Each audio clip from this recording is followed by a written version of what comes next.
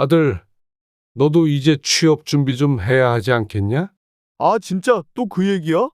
또라니, 내가 벌써 38이다. 언제까지 아버지가 번 돈으로 살 건데? 지금 뭘 하라고? 나 같은 스펙으로 좋은 데 들어갈 수도 없고, 이제 와서 알바를 하라는 거야? 스펙이고 뭐고, 내가 밥벌이는 해야 할 거 아니냐? 아, 진짜. 나도 알아서 할 테니까 좀 그만해. 안녕하세요, 여러분. 오늘도 제 이야기와 함께 해주셔서 감사합니다. 여러분은 부모님의 희생을 당연하게 생각한 적이 있으신가요? 어릴 때는 부모님이 해주시는 모든 것이 너무나도 당연하게 느껴지기도 합니다. 먹고 싶은 걸 사주고, 학교에 보내주고, 용돈을 주고, 모든 것이 마치 숨 쉬는 것처럼 자연스러웠을지도 모르죠. 하지만 나이가 들어서도 어른이 되어서도 여전히 부모님의 희생을 당연하게 여긴다면 그것은 정말 큰 잘못입니다. 그리고 그 잘못을 깨닫기까지는 때로 너무나도 오랜 시간이 걸리곤 합니다. 오늘 들려드릴 사연은 한 아버지의 이야기입니다. 혼자 남겨진 아들을 위해 평생을 희생한 아버지. 허리디스크를 앓으면서도 매일같이 택시를 몰며 생활비를 벌고 계신데요. 그런데 그 아들은 38이 되도록 제대로 된 직장 하나 없이 아버지에게 빌부터 살고 있었습니다.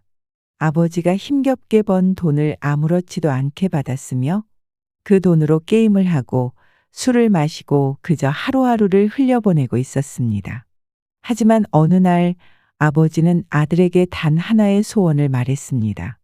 그리고 그 소원은 결국 아들의 인생을 완전히 바꿔놓았는데요. 과연 무슨 일이 있었던 걸까요?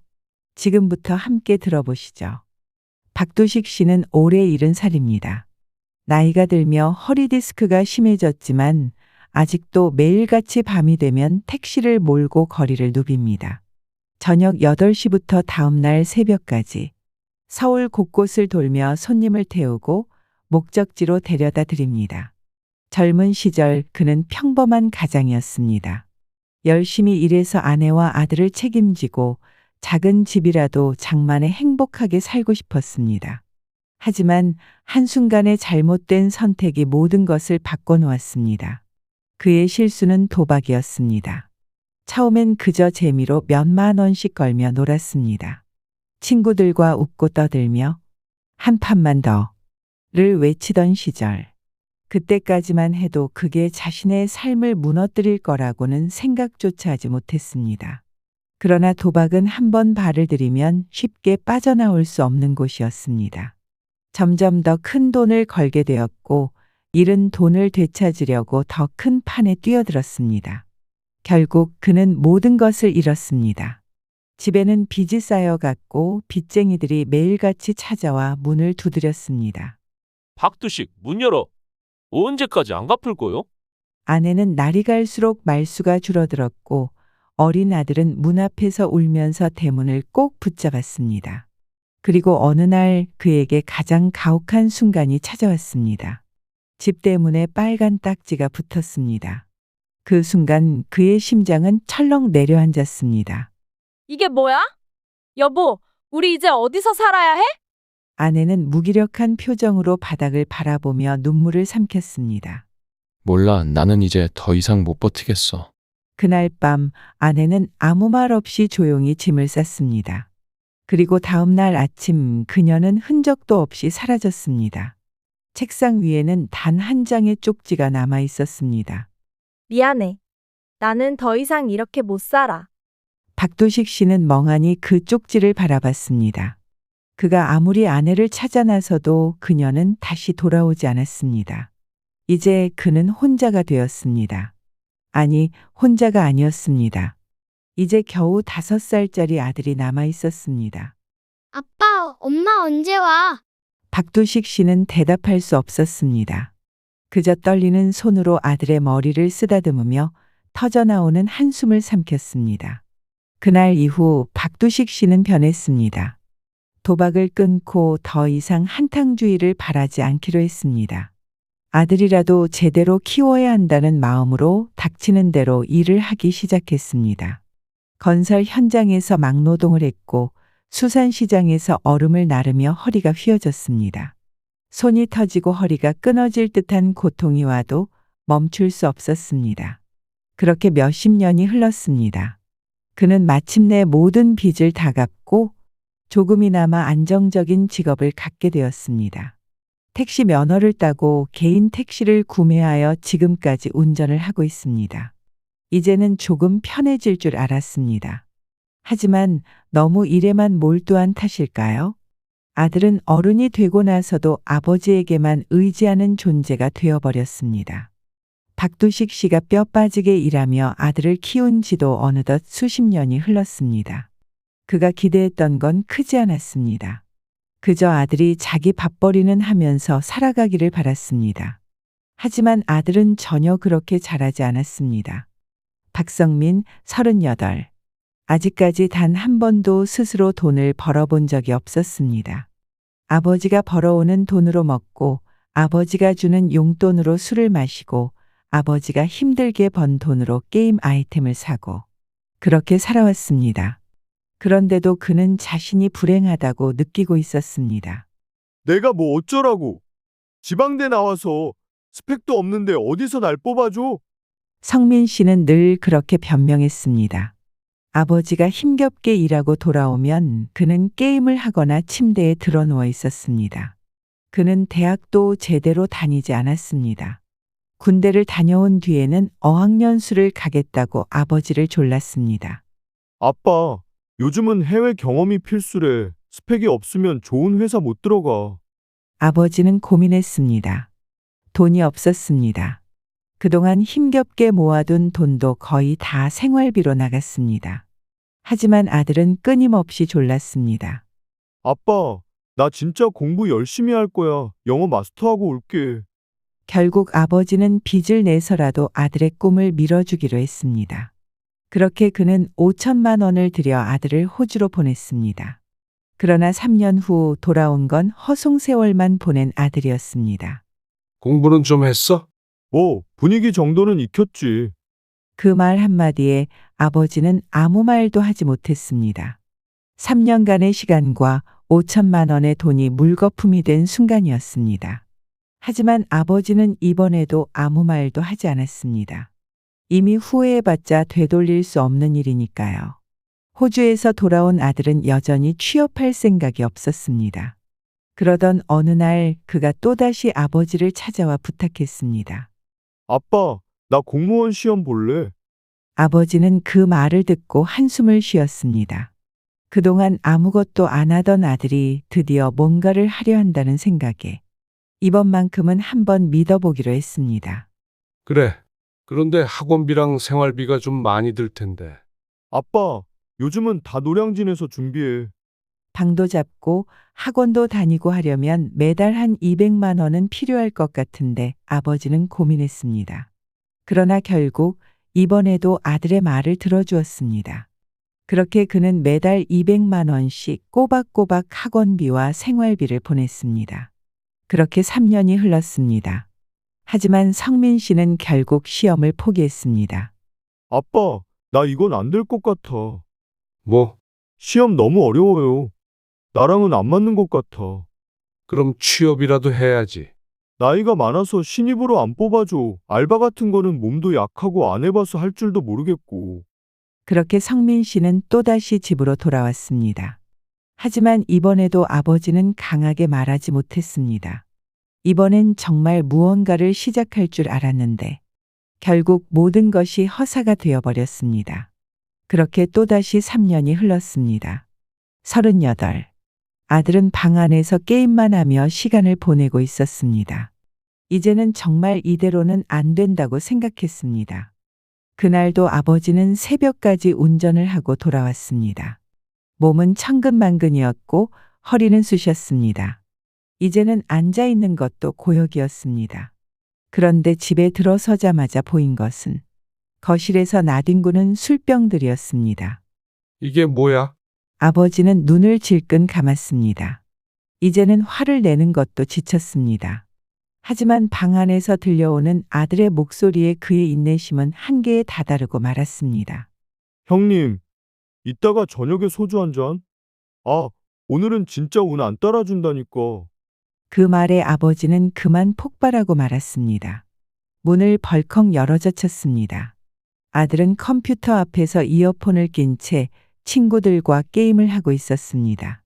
책상 위에는 컵라면과 술병이 어지럽게 널려 있었습니다.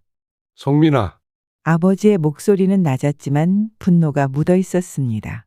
아들은 고개도 돌리지 않은 채 대충 대답했습니다. 아, 뭐야? 나 지금 바빠. 내가 너한테 준 돈으로 너는 지금 이러고 있는 거냐? 그제야 아들은 돌아보았습니다. 아, 왜 그러는데? 평소엔 안 그러더니 그 말에 아버지는 두 손을 꽉 쥐었습니다. 나도 이제 한계다. 그래서 어쩌라고? 오늘 저녁 나랑 같이 가자. 어디를? 택시 타러 가자. 아빠, 설마 나한테 운전시키려고? 아니다. 그냥 조수석에 타서 있기만 해라. 아, 귀찮게 왜 이래? 이건 아버지로서의 마지막 부탁이다. 아들은 못마땅한 얼굴을 했습니다. 하지만 마지막 부탁이라는 말에 결국 따라 나섰습니다. 밤 8시, 서울의 밤거리는 차들로 가득 차 있었고 거리 곳곳에는 술집 간판이 화려한 불빛을 뿜어내고 있었습니다. 택시가 천천히 도로 위를 달렸습니다. 운전대를 잡은 아버지는 조용히 길을 바라보고 있었습니다. 그 옆자리에는 불만이 가득한 얼굴로 팔짱을 낀 성민 씨가 앉아 있었습니다. 진짜 그냥 앉아만 있으면 되는 거죠? 그래. 아무것도 안 해도 된다. 아, 귀찮게 왜 이러는지. 아들은 핸드폰을 꺼내 게임을 시작했습니다. 아버지는 아무 말 없이 첫 번째 손님을 태웠습니다. 기사님, 강남역까지 갑시다. 차에 올라탄 젊은 남성은 정장을 입고 있었고 표정이 불만으로 가득 차 있었습니다. 그는 스마트폰을 확인하더니 다급한 목소리로 말했습니다. 좀 빨리 가주세요. 지금 회식 늦었어요.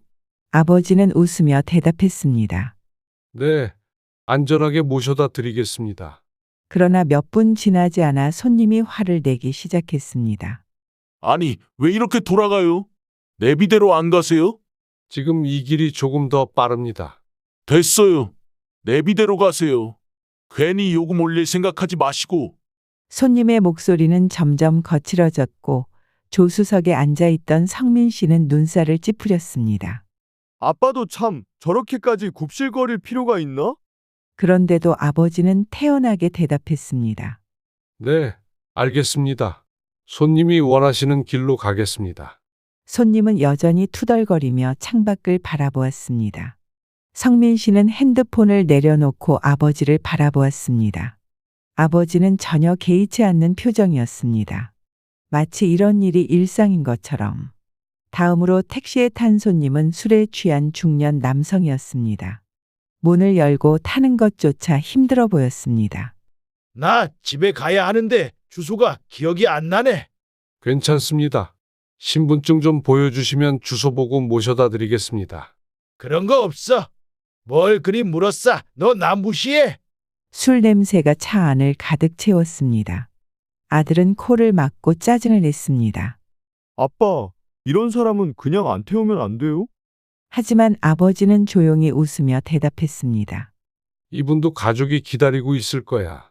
안전하게 모셔다 드려야지. 아들은 아무 대답도 하지 못했습니다.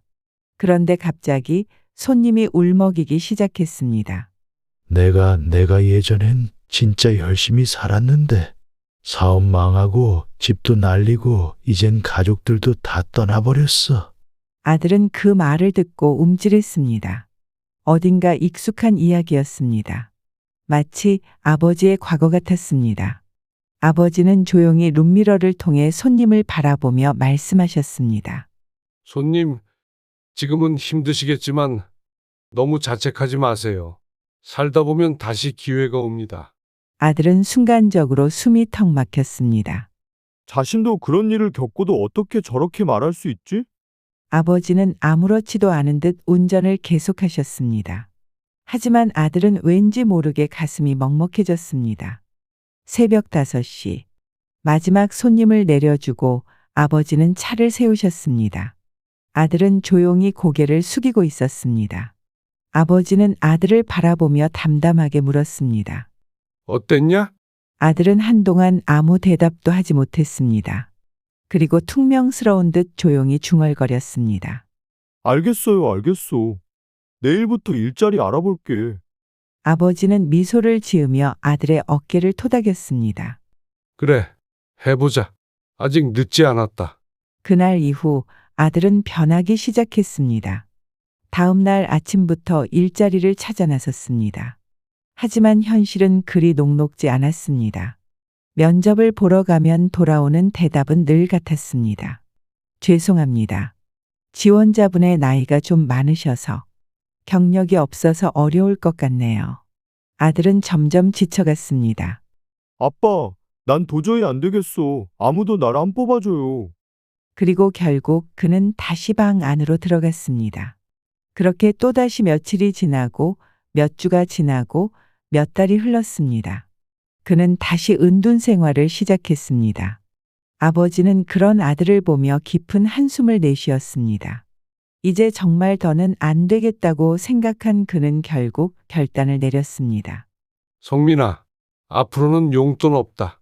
아버지의 목소리는 평소보다 차분했습니다. 그런데 이상하게도 그 차분함이 더욱 불안하게 들렸습니다. 성민 씨는 숟가락을 들고 있던 손을 멈췄습니다. 뭐요? 이제 내가 알아서 살아야 한다. 성민 씨는 헛웃음을 지으며 말을 돌렸습니다. 아빠. 무슨 농담을 그렇게 해. 나는 이제 뭐 먹고 살라고. 내가 벌어서 먹어야지. 그제야 성민 씨는 아버지의 표정이 농담이 아니라는 걸 깨달았습니다. 진심으로 하는 얘기예요? 그래, 아니, 나 지금 와서 뭘 어떻게 하라고. 그러니까 이래. 성민 씨는 당황했습니다. 그는 평생 아버지가 돈을 주는 것이 당연했습니다.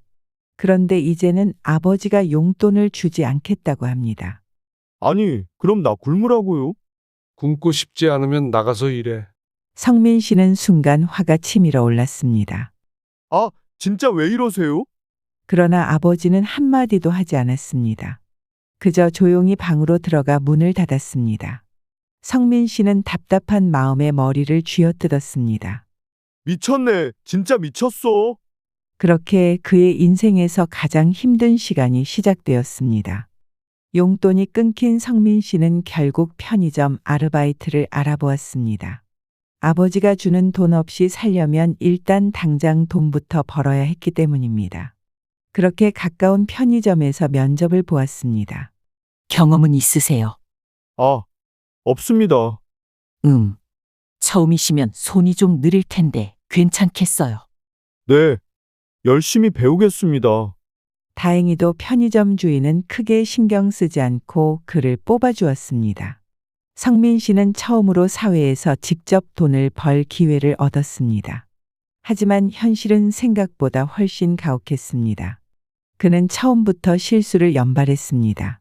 손님이 내민 카드를 결제하지 않고 현금을 눌러버리거나 바코드 찍는 속도가 느려서 계산대에 줄이 길게 늘어섰습니다. 야, 뭐 이렇게 느려? 빨리 좀 해. 뒷줄에 있던 손님이 짜증을 내며 소리를 질렀습니다. 죄송합니다. 성민 씨는 허둥지둥 결제를 했습니다. 그렇게 며칠을 버텼지만 실수는 계속되었습니다. 결국 점장은 한숨을 내쉬며 말했습니다. 성민 씨, 미안한데 이번 주까지만 나와주세요. 그렇게 그는 첫 번째 직장에서 잘렸습니다. 이대로는 안 돼. 그는 이렇게 있다가는 생활비가 없어 굶어 죽을 상황이었기 때문에 다시 일자리를 구하러 나갔습니다. 두 번째 아르바이트는 음식 배달 아르바이트였습니다. 오토바이도 살 돈이 없어서 자전거를 타고 배달을 다녔습니다. 처음에는 꽤 괜찮아 보였습니다. 하지만 문제는 그가 배달할 곳이 경사가 심한 골목길이 많다는 것이었습니다. 너무 힘들어. 죽을 것 같아. 그는 땀을 뻘뻘 흘리며 언덕을 올라갔습니다. 하지만 결국 피곤함에 지쳐 실수를 하고 말았습니다. 손님에게 배달할 음식을 떨어뜨린 것입니다. 뭐야? 이거 왜 다 쏟았어요? 손님이 언성을 높였습니다. 죄송합니다. 다시 가져다 드릴게요. 됐어요.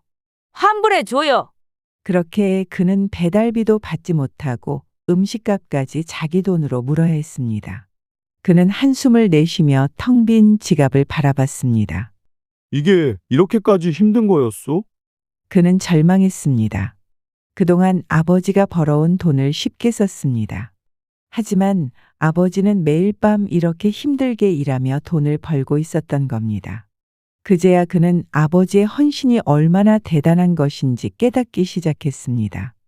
그렇게 연이은 실패를 겪은 그는 마지막으로 공사장에서 막노동을 해보기로 결심했습니다.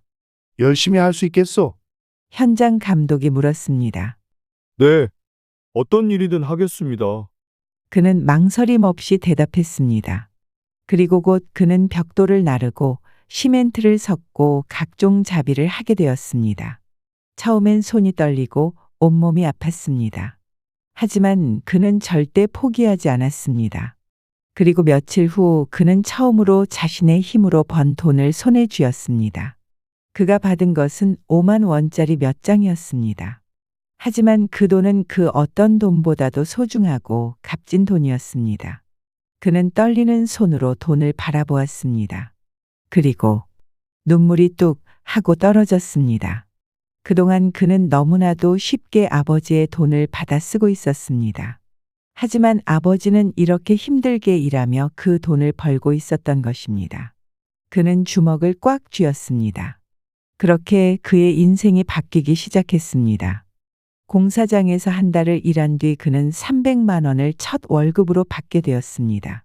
그 돈을 은행에서 현찰로 뽑았을 때 성민 씨는 한참 동안 손에 돈을 쥔 채 아무 말도 하지 못했습니다. 손바닥 위에 올려진 빳빳한 지폐.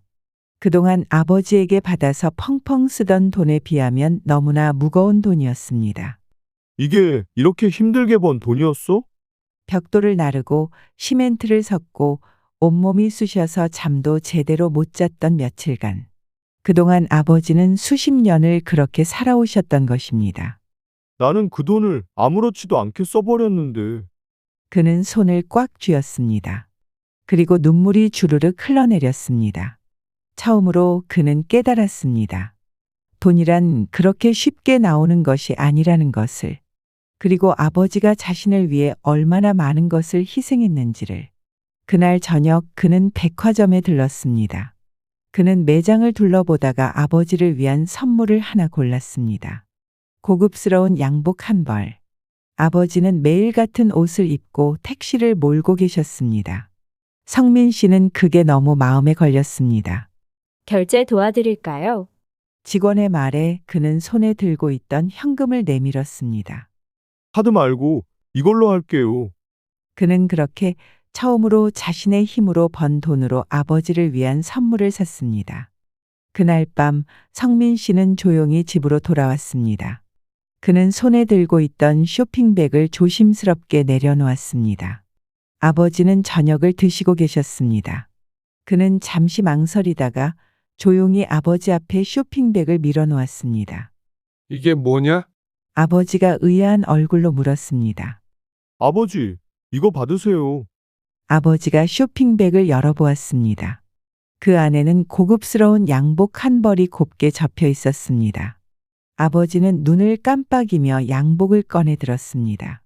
한참을 바라보던 아버지는 조용히 옷을 쓰다듬었습니다. 제 첫 월급으로 샀어요.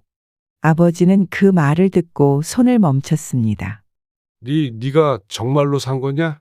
성민 씨는 조용히 고개를 끄덕였습니다. 그동안 저는 아버지께 받은 돈을 너무 쉽게 생각했어요. 그 돈이 얼마나 힘들게 번 돈인지도 모르고 당연하다는 듯이 받아서 썼어요. 그런데 제가 직접 돈을 벌어보니까 알겠더라고요. 이게 얼마나 힘든 일인지. 아버지가 저를 위해 얼마나 많은 걸 희생하셨는지. 아버지는 조용히 양복을 손에 쥐고 있었습니다. 한참 동안 아무 말도 하지 않으셨습니다. 그러다 그의 어깨가 미세하게 떨리는 것이 보였습니다. 그래. 아버지는 양복을 가만히 내려다보며 중얼거렸습니다. 너도 이제 어른이 됐구나. 고맙다, 아들. 그 말을 들은 순간 성민 씨의 눈에서도 눈물이 터져 나왔습니다. 아버지는 조용히 그런 성민 씨를 바라보았습니다. 그리고 천천히 다가와 그의 어깨를 토닥였습니다. 괜찮다. 늦었어도 내가 깨달은 것만으로도 충분하다. 그렇게 두 부자는 처음으로 마음을 나누며 서로를 꼭 안았습니다. 그날 이후 성민 씨는 더 이상 방에 틀어박혀 있지 않았습니다. 그는 아침이면 일어나 출근 준비를 했고 땀을 흘리며 성실하게 일했습니다. 그동안 그는 일이 힘들어서가 아니라 두려워서 도망쳤던 것이었습니다. 하지만 이제는 그 두려움을 이겨내기로 했습니다. 그가 처음 번 돈으로 아버지에게 양복을 선물했듯 이제는 진정으로 아버지를 돕고 싶었습니다. 어느 날 성민 씨는 조심스럽게 아버지께 말을 꺼냈습니다. 아버지, 저도 이제 아버지처럼 택시 면허를 따보려고 해요. 아버지는 놀란 듯 그를 바라보았습니다. 택시를 하고 싶다고? 네. 아버지처럼 택시를 몰면서 사람들을 만나보고 싶어요. 그리고 아버지께서 어떻게 살아오셨는지 그걸 직접 경험해 보고 싶어요. 아버지는 한참 동안 성민 씨를 바라보다가 작은 미소를 지으며 고개를 끄덕였습니다. 그래, 한번 해보거라. 그렇게 성민 씨의 새로운 인생이 시작되었습니다. 여러분, 오늘 사연 어떠셨나요? 한때는 부모님의 희생을 당연하게 여겼던 아들이 스스로의 힘으로 세상을 살아가면서 그 가치를 깨닫게 되는 이야기였습니다. 여러분은 부모님의 희생을 얼마나 소중하게 생각하시나요? 혹시 부모님께서 주시는 사랑과 헌신을 너무 당연하게 받아들이고 있진 않았나요? 오늘 사연이 여러분의 마음에 작은 울림이 되었길 바랍니다. 여러분의 생각을 댓글로 남겨주세요. 그리고 좋아요와 구독도 부탁드립니다. 다음에도 더 좋은 이야기로 찾아오겠습니다. 감사합니다.